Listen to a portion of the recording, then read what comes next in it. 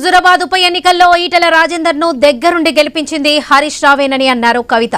హరీష్ రావు నక్కజిత్తుల వ్యవహారాలు అన్ని కావన్నారు.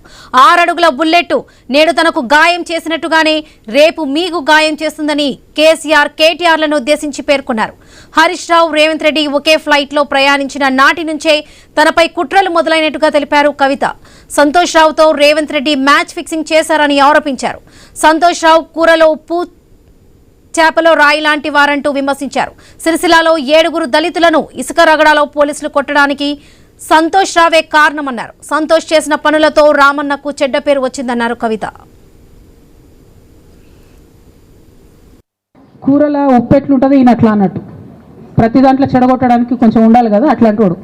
కాబట్టి చెప్పక తప్పదు ఈయన గురించి. చెప్పులో రాయి చెవులో జోరిగా అంటాం కదా అట్లాంటి టైపు. కాబట్టి ఖచ్చితంగా చెప్పాలి.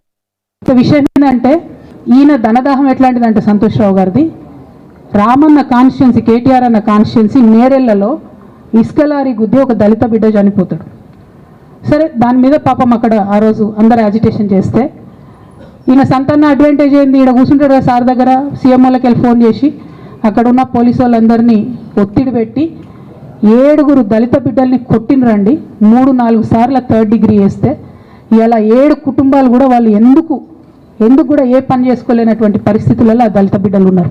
అది మొత్తం రాజకీయంగా బ్లేమ్ అంతా రామన్న మీదకి వచ్చి ధనదాహమేమో సంతన్నది, నేరం చేసిందేమో సంతన్న, వీడికెళ్ళి ఫోన్లు చేసి ఒత్తిడి చేసి కొట్టిపించిందేమో సంతన్న, చెడ్డ పేరేమో రామన్నకు వస్తుంది.